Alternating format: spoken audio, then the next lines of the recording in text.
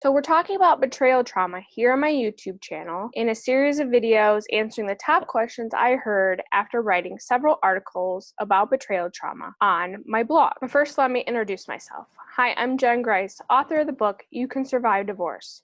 I'm a divorce mentor and empowerment coach, guiding women to surviving and thriving after divorce. You can find out more about my ministry, my coaching, and my book at jengrice.com. And if you're wondering how you're going to survive your unwanted divorce after infidelity, sign up for my Surviving Divorce Roadmap e-course. There is a link in the description below. So I often got the question, can my marriage survive after infidelity? I wish there was an easy yes or no answer to this question, but truthfully, there are many factors that need to be looked at before making your decision. And honestly, I would never tell someone to go get a divorce. That decision needs to be left up to the people who decided to get married. But also know many times actions speak louder than words in this situation, because you may not be able to trust the person who has deceived you and gone and had an affair. So what actions do you need to be looking for? I'll give you 3 things to get you started. Is your spouse actively looking for help for his or her problem? As much as many people will say this, I don't believe adultery is a marriage problem. The person committing adultery has a problem, and instead of working through their problem, they chose to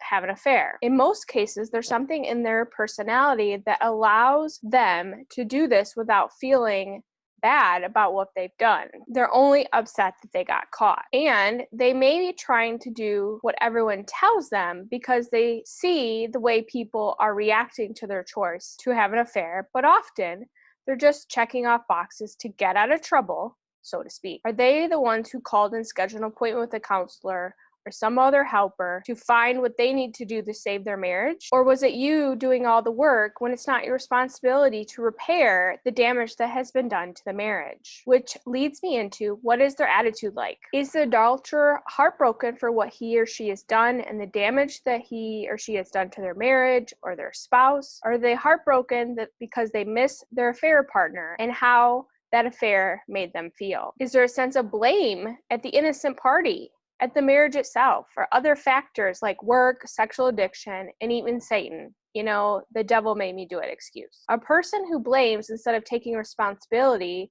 or a person without integrity, is more likely to do it again. Hear me when I say this, because I wish somebody would have told me this early on. If this person is blaming everyone else but themselves, or even worse, trying to look for pity and sympathy by beating themselves up, you know, like, I'm a horrible person, you should divorce me, etc., they'll probably do it again. Check out my other videos about cluster B personality disorders. They have no empathy for what they have done to someone else.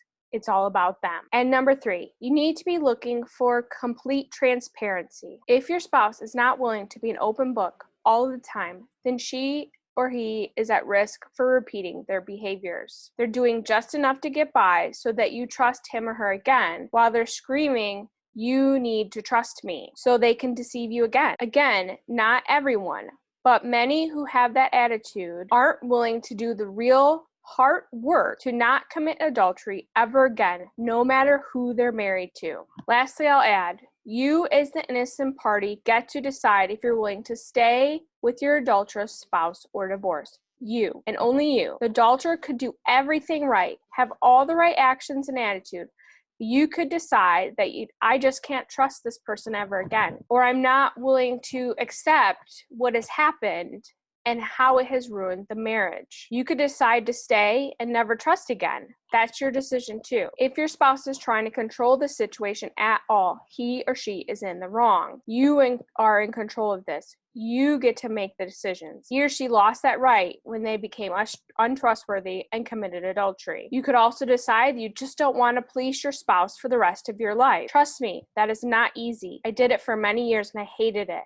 I looked forward to the freedom that I had that came with divorce. Let their new spouse please them. It's no longer your job. In the end, you have to decide what's best for you. If you need help making that decision, you can purchase a consult on my website, jengrice.com/consult. I hope this was encouraging and empowering to you. Do you have any other questions? Or what else should you be looking for after an affair to know if your marriage can be saved or not? I'd love to hear your suggestions. And I hope to see you in the next video. God bless.